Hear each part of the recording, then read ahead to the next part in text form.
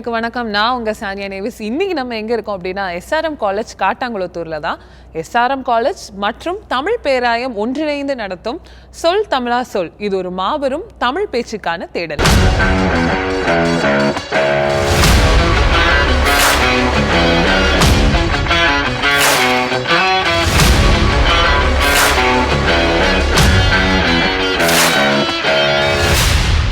முதல் சுற்றிலிருந்து 24 மாணவர்கள் இங்கு இரண்டாம் சுற்றிற்கு வந்திருக்கின்றார்கள். இங்கு பேச வரும் மாணவர்கள் பேச வருவதற்கு ஒரு நிமிடத்திற்கு முன்பாக குலுக்கல் முறையில் அவர்களுக்கான தலைப்புகள் வழங்கப்படும். இருவராக இங்கே வருவார்கள். இந்த இரண்டாம் சுற்று ஒரு விவாத அரங்கமாக வெட்டியும் ஒட்டியும் மாணவர்கள் தங்களது கருத்துக்களை இங்கே பதிவு செய்வார்கள்.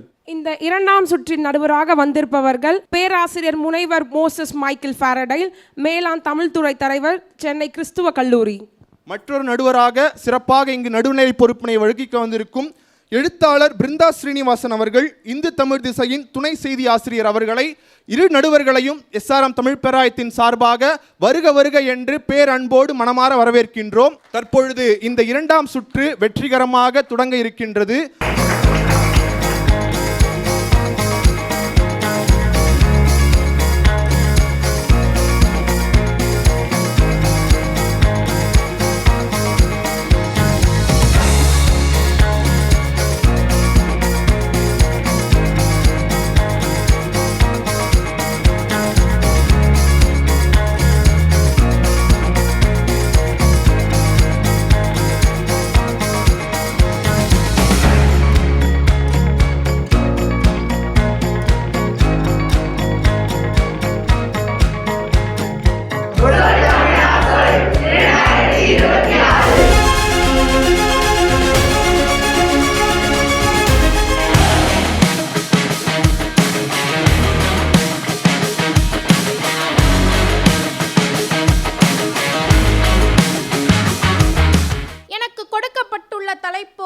இந்திய இளைஞர்கள் மேலை நாட்டு வேலை வாய்ப்புகளை விரும்புவது சரியே. ஆம், நிச்சயமாக இன்றைய இளைஞர்கள் அனைவரும் மேலை நாட்டு வேலை வாய்ப்புகளைத்தான் விரும்புகிறார்கள். ஏனென்றால் இன்றைய காலகட்டத்தில் இங்கு நடைபெறக்கூடிய ஊதியங்கள் மிக குறைவு. வேலை நாட்டு வேலை வாய்ப்புகளை நாம் ஏன் விரும்புகிறோம் என்றால், வேலை எளிதாக இருந்தாலும் நமக்கேற்ற ஊதியங்கள் மிக அதிகமாக உள்ளது. மேலை நாட்டவர்களை சற்று நோக்கி பாருங்கள். ஒரு வீடு இல்லாமல் இருக்கிறார்களா? ஒரு கார் என்று வாகனம் எதுவும் இல்லாமல் இருக்கிறார்களா? இங்கு உணவு, பசி, பட்டினி, பஞ்சம் என அத்துணையும் இந்த தேசத்தில் நடக்கிறது. அதனால் தான் மேலை நாட்டு வேலை வாய்ப்புகளை பெரிதும் இளைஞர்கள் விரும்புகிறார்கள். இன்று எந்த துறையை எடுத்துக்கொண்டாலும் அந்த துறையில் ஊழல் தான் இருக்கிறது. நம்முடைய தேசத்தில் ஊழல் என்று மறுக்கப்படுகிறதோ அன்று இளைஞர்கள் இதே தேசத்தை நாடி வருவார்கள். ஒளிவு மறைவற்ற அரசாங்கமே ஊழலற்ற அரசாங்கம். தனி மனித விதிகளை ஒருவன் மீறுவானே ஆனால் அது அவனையும் அவனது குடும்பத்தையும் மட்டுமே பாதிக்கிறது. ஆனால் சமூக விதிகளை ஒருவன் மீறுவானே ஆனால் அது அவனை மட்டுமல்ல, நமது சமூகத்தையே பாதிக்கிறது.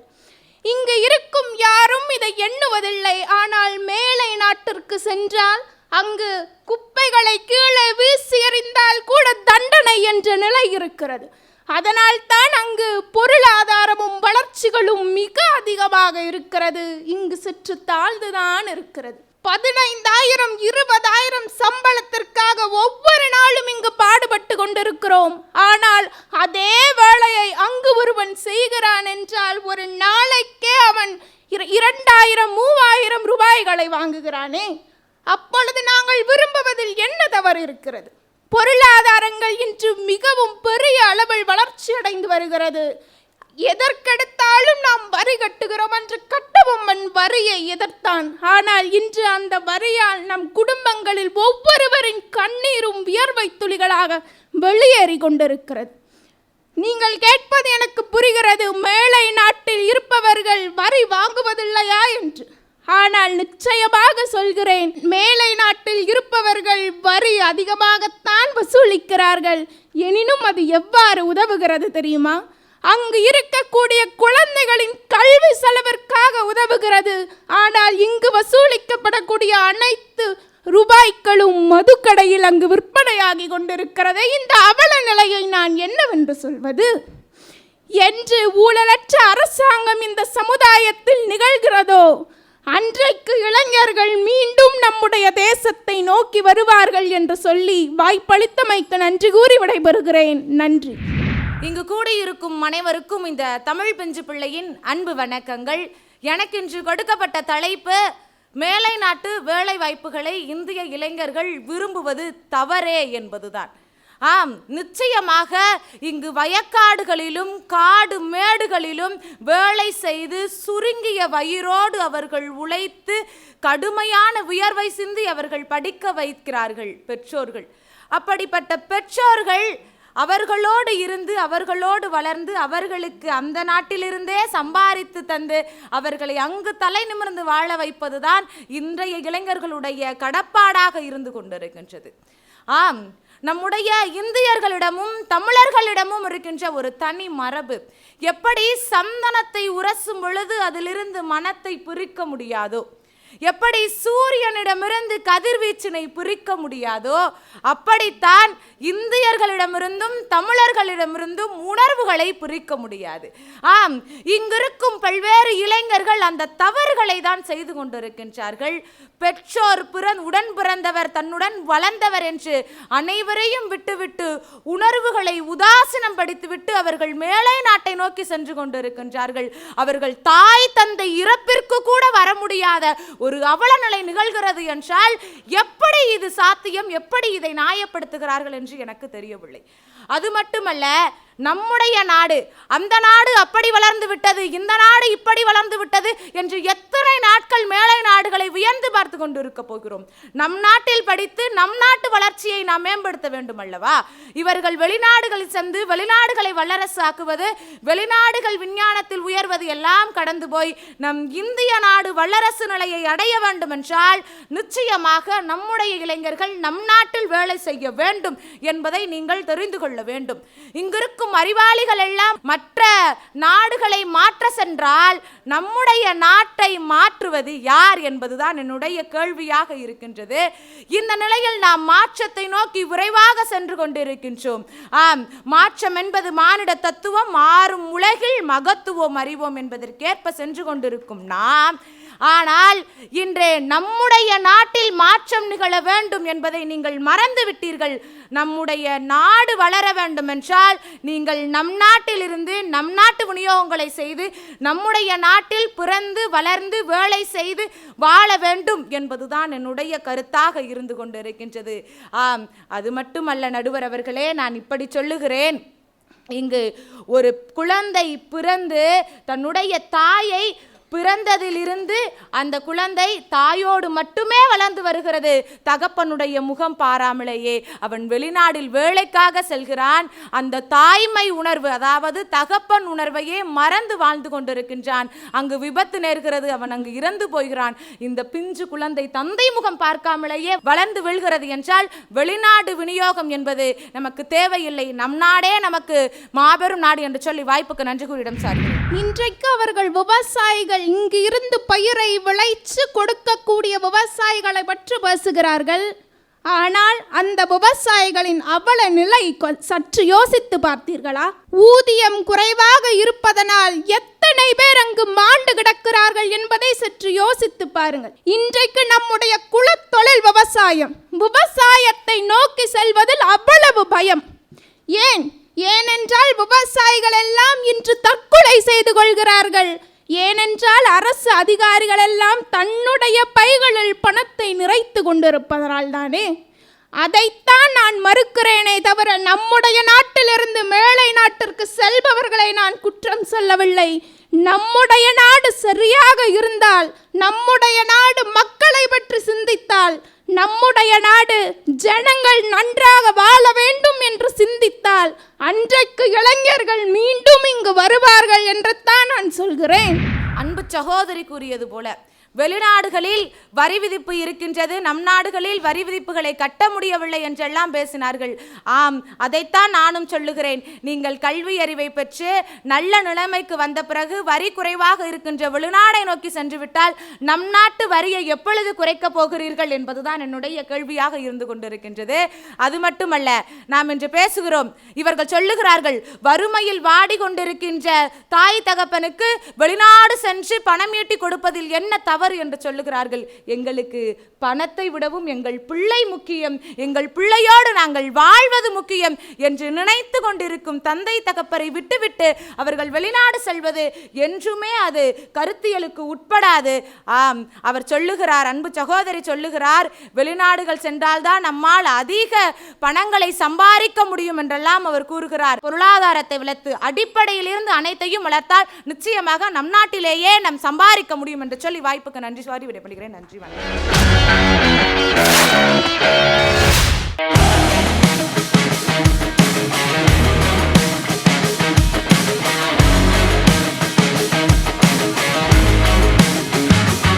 திரைப்படங்களால் பெரிதும் விளைவது நன்மையே என்று நான் பேச வந்துள்ளேன். நடுவர் அவர்களே, திரைப்படங்களால் பெரிதும் விளைவது நன்மைதான். ஏனென்றால் நான் கனா என்று ஒரு படம் பார்த்தேன். அந்த படத்தில் ஒரு பெண்ணானவள் தன்னுடைய இலக்கை அடைவதற்கு எத்தகைய சோதனைகளை மேற்கொள்கிறாள் என்பதை என்னால் தெரிந்து கொள்ள முடிந்தது. பெண்கள் காலங்காலமாக பல சவால்களை சந்தித்து வருகின்றனர். ஆனால் அது எத்தகைய சவால்கள்! ஒரு விளையாட்டை விளையாட வேண்டும் என்றால் ஒரு பெண்ணுக்கு என்னென்ன நிகழ்வுகள் தொடர்ந்து நிகழ்கிறது, அவள் சமுதாயத்தால் எப்படி புறக்கணிக்கப்படுகிறாள், அடுத்ததாக அவருடைய தந்தை எப்படி அவளுக்கு துணை புரிகிறார்கள் என்று இத்தகைய நிகழ்வுகளை அது எனக்கு எடுத்து காட்டியது. ஆகையால் அது நமக்கு விவசாயத்தை குறித்தும் எடுத்து கூறியுள்ளது. அதாவது ஒரு விளையாட்டை துணிவுடன் பார்க்கிறோம், ஆனால் விவசாயத்தை விளையாட்டாக கூட பார்க்கவில்லை என்பது நமக்கு தெரிய வருகின்றது. ஒரு விவசாயி என்னையெல்லாம் கஷ்டப்படுகிறார் என்பது நமக்கு நன்றாக புரிந்தது. அடுத்ததாக சர்க்கார் என்று ஒரு படம் பார்த்தேன். சர்க்கார் என்ற படத்தில் இத்தகையாக ஒரு அரசு எப்படியெல்லாம் இயங்குகிறது என்பது எனக்கு தெரிய வந்தது. அதில் லஞ்சம், ஊழல், அது எப்படியெல்லாம் ஒரு அரசு அமைப்பதை எப்படியெல்லாம் அது மாற்றி அமைக்கிறது என்பதை நான் தெரிய வந்தேன். ஆகையால் இந்த திரைப்படங்கள் இருப்பது நமக்கு நன்மையை தான் தருகிறது. அடுத்ததாக பைசன் என்று ஒரு படம் பார்த்தேன். அந்த பைசன் என்ற படத்தில் ஒரு கிராமத்தில் இருக்கும் ஒரு சிறு இளைஞன் அவனுடைய இலக்கை நோக்கி போக வேண்டுமென்றால் எத்தகைய தடைகளை எல்லாம் தாண்ட வேண்டும் என்பதை எளிய மனிதனுக்கும் புரியும் வகையில் கூறுகிறார்கள் என்றால் அது நன்மையை தானே விளைக்கிறது அல்லவா? அடுத்ததாக ஒரு படத்தை பார்த்தேன். அந்த படத்தின் பெயர் எனக்கு ஞாபகம் வரவில்லை. ஆனால் அந்த படத்தில் மிக ஆழமான கருத்து உள்ளது. ஒரு தோட்டத்தில் வேலை செய்யும் ஒரு மாணவன், அவனுக்கு கல்விக்கான உரிமை கூட வழங்கப்படவில்லை. ஆனால் அவன் வேலை செய்ய வேண்டும் என்ற கட்டாயம் ஏற்படுகின்றது. அவருடைய அம்மாவே அந்த வேலையை செய்ய வேண்டும் என்று அவருக்கு கூறுகிறார்கள். ஆனால் அந்த இடத்தில் ஒரு தவறு நிகழும் பொழுது பல உயிர்கள் இழக்கப்படுகின்றது. அன்று அவன் போகவில்லை. அன்று அவள் தாய் அவளுக்கு மிகவும் ஒரு வருத்தத்தை அடைகிறாள். நல்ல வேளை நான் என் பையனை அனுப்பவில்லை என்று அந்த பையனை அணுகும் பொழுது கூட அந்த பையன் எங்கே நான் வேலை செய்யவில்லை என்பது அம்மாவுக்கு தெரிந்துவிட்டால் அம்மா என்னை திட்டி விடுவார்களோ என்று பயந்து ஓடுகிறான். ஒரு சிறு தொழிலில் வேலை செய்பவர்கள் எப்படியெல்லாம் கஷ்டப்படுகிறார்கள் என்பதை நமக்கு எடுத்துரைக்கிறது. அதாவது திரைப்படங்கள் ஒரு எளிய மனிதனுக்கு எத்தகைய பிரச்சனைகள் எல்லாம் சமூகத்தில் உள்ளது, அதை எவ்வாறு எல்லாம் கையாளுகிறார்கள், யார் யார் என்னென்ன விளைவுகளை கொடுக்கிறார்கள் என்ற அனைத்தையும் நமக்கு தருகிறது என்றால் இதை நன்மையை விளைவிக்கிறது என்று தானே கூற வேண்டும். திரைப்படங்களிலே சண்டை காட்சிகள் எத்தனை அளவு இருக்கிறது என்பதனை அறிந்து கொண்ட பிறகு அவை அதிகமாக இருந்தால் மட்டுமே நான் திரைப்படங்களுக்கு செல்வேன் என்ற உறுதிமொழியோடு உட்கார்ந்திருப்பவர்களே வணக்கம். என்னுடைய தலைப்பு திரைப்படங்களால் பெரிதும் விளைவது தீமையே. உண்மைதான், இன்று இருக்கக்கூடிய பெரும்பான்மையான திரைப்படங்கள் வன்முறையை தான் இந்த சமுதாயத்திற்கு போதித்து கொண்டிருக்கின்றன. தீரன் பட பாணியிலே ஒரு நபரை வெட்டி கொலை செய்து 200 பவுண்ட் தங்கம் தங்க நகை கடையிலிருந்து திருட்டு என்ற செய்தியை நாம் பார்த்து வருகிறோம். அது மட்டுமா, பிபிசி நிறுவனம் 2019ஆம் ஆண்டு ஒரு ஆய்வு ஒன்றினை செய்கிறார்கள். நெல்லையிலே ஒரு பள்ளிக்கூடத்திலே 10 மாணவர்களுக்கு தொடர்ச்சியாக வன்முறை சார்ந்த தீய பழக்கங்களை போதிக்கக்கூடிய திரைப்படங்களை மட்டுமே அவர்களுக்கு காட்சிப்படுத்துகிறார்கள். பிறகு 10 நாட்களுக்கு பிறகு அந்த பள்ளிக்கூடத்திலே சண்டையை ஏற்படுத்தக்கூடிய ஒரு சூழ்நிலையையும் அவர்களே உருவாக்குகிறார்கள். 10 நாட்கள் தொடர்ச்சியாக இம்மாதிரியான திரைப்படங்களை எல்லாம் பார்த்ததனால் அவர்கள் ஒருவரை ஒருவர் வெட்டி கொண்டு கொலை செய்யும் அளவிற்கு ஆக்ரோஷமாக மாறி இருக்கிறார்கள் என்றால் திரைப்படங்களால் இந்த சமுதாயத்திலே பெரிதும் விளைவது தீமை ஒன்றுதான் என்று நான் ஆணித்தனமாக கூறுகிறேன். அது மட்டுமா, இன்று இருக்கக்கூடிய பெரும்பான்மையான திரைப்படங்கள் இஸ்லாமியர்களை ஒரு தீவிரவாதிகளாக தான் போதித்துக் கொண்டிருக்கிறது. இஸ்லாமியர்கள் என்றாலே அவர்கள் தேசத்திற்கு விரோதமானவர்கள் என்று. இங்கு கிறிஸ்தவர்கள், முஸ்லீம்கள், இந்துக்கள், சீக்கியர்கள் என்று நாம் அனைவரும் ஓருடலாய் வாழ்ந்து கொண்டிருக்கும் போது இந்த திரைப்படங்கள் நம்மிடையே எவ்வளவு பெரிய பிரிவினையை ஏற்படுத்துகிறது என்பதனை சிந்தித்து பாருங்கள். திரைப்பட பாணியிலே மனைவியை வெட்டி கொலை செய்து குக்கரிலே வைத்து சமைத்து அதனை குப்பை தொட்டியிலே போட்ட கணவன் என்று நாம் தினம் தினம் செய்தித்தாள்களிலே வாசித்து கொண்டிருக்கிறோம் என்றால் இந்த திரைப்படத்தினால் பெரிதும் விளைவது தீமை ஒன்றுதான் என்று கூறி விடைபெறுகிறேன். நடுவர் அவர்களே, இவர் தீரன் படத்தை பற்றி கூறினார். அது நிஜ கதையின் அடிப்படையில் நிகழ்த்தப்பட்டது. அப்படி ஒரு நிகழ்வு இங்கே நடந்துள்ளது என்று மக்களுக்கு தெரியவில்லை என்றால் எப்படி அவர்களால் அதிலிருந்து அவர்களை தற்காத்து கொள்ள முடியும்? ஒரு நிகழ்வு இவ்வாறு நடந்துள்ளது என்று மக்களுக்கான அறிவு இருந்தால் மட்டும்தான் அந்த அறிவை போதிக்கும் படங்கள் இப்படி எடுக்கப்படுவதால் தான் அந்த மனிதர்கள் அந்த இடத்திலிருந்து தப்பிக்கிறார்கள், அந்த சூழ்நிலையிலிருந்து வெளிப்படுகிறார்கள். இவர் ஒரு படத்தை பார்க்கவில்லை போலும். அந்த படத்தில் அவருடைய தாய், அந்த பெண்ணுடைய தாய் இறந்து விடுவாள். இறந்து விட்ட பிறகு அவளுக்கு இந்த மொழி கூட தெரியாது. தமிழ்நாட்டுக்கு வந்துள்ளாள். அந்த வந்துள்ள போது அவளுக்கு அந்த மொழி கூட தெரியாது. ஒரு முகம் தெரியாத நபர் அவருக்கு உதவி செய்கிறார், முழுவதும் அவருக்கு துணை புரிகிறார். அவர் தாயை அவளுடைய நாட்டுக்கு திருப்பி அனுப்புகிறார்கள் என்றால் அங்கே முகம் தெரியாத நபர் ஒரு இஸ்லாமியர் தான். இது இப்படி மட்டும் முடியவில்லை என்று நான் கூறுகிறேன். அது நன்மையையும் நமக்கு காட்டுகிறது. நன்மையை கூற வேண்டுமென்றால் தீமையோடு தான் கூற வேண்டும். ஏதோ ஒரு சில திரைப்படங்களை மட்டும் எடுத்துக்கொண்டு திரைப்படங்களால் விளைவது நன்மை மட்டும்தான் என்று அவர் கூறுவதனை என்னால் ஏற்றுக்கொள்ளவே முடியாது. பைசன் திரைப்படத்தை அவர் கூறினார். திரைப்படத்தை பொறுத்த மட்டும் என்னவோ மிகச்சிறந்த கருத்துக்கள் தான் இடம்பெற்றிருந்தன.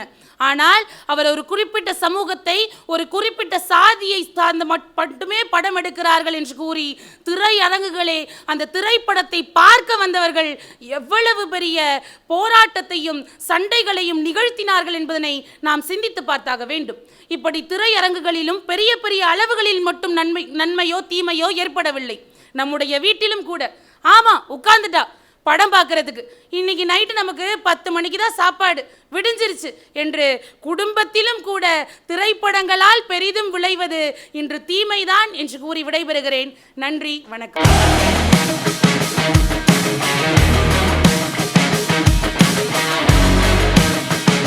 எனக்கான தலைப்பு என்ன தெரியுமா? குடும்ப உறவுகளின் மாண்பு போற்றப்படுகின்றது. இது பலருக்கும் இங்கு சந்தேகமாகவே உள்ளது. குடும்ப உறவுகளின் மாண்பு போற்றப்படுகிறதா என்று. உறவு என்றால் என்ன?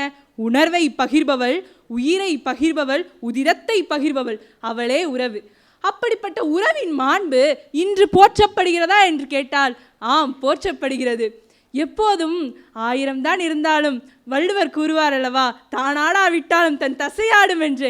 அதுபோலத்தான் ஏதுவா இருப்பினும் தன் சகோதரனுக்கு, தன் சகோதரிக்கு ஒரு பிழை, ஒரு குற்றம் நடந்து விட்டது என்றால் கொதித்தெழுவது அந்த இரத்தம் சொந்த இரத்தமாகவே இருக்கும்.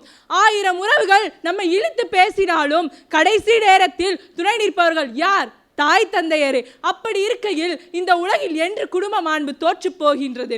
அது மட்டுமில்லை, இன்றைய காலகட்டத்தில் வளர்ந்து வரும் நாடுகளில் பலரும் பல பல நாடுகளுக்கு சென்று பயில்கிறார்கள்.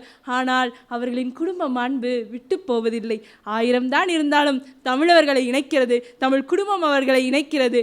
தன் மொழி கேட்ட பின்பும் ஒருத்தன் சிரிக்கிறான் அல்லவா, அதில் தெரியவில்லையா குடும்ப மாண்பு? குடும்பம் உதிரத்தின் மூலம் பகிரப்படுகிறது, அது தமிழ் உதிரத்தின் மூலம் பகிரப்படுகிறது. அதிலேயே சிறப்பு உள்ளது. மேலும் இப்பொழுதெல்லாம் கூறுகிறார்கள், நான் என் சகோதரனிடம் பேசுவதே இல்லை, நான் என் சகோதரியிடம் பேசுவதே இல்லை, அவள் எக்கேடு கேட்டால் எனக்கு என்ன? அப்படி சொல்பவர்கள் என்ன செய்வார்கள் தெரியுமா? ஏதேனும் ஒரு கஷ்டம் வந்தால், என்ன என் சகோதரியை எதிர்த்து வருகிறாயா என்று குரல் கொடுக்கவும் செய்கிறார்கள். இதற்கு சான்று என் வீட்டிலேயே உள்ளது.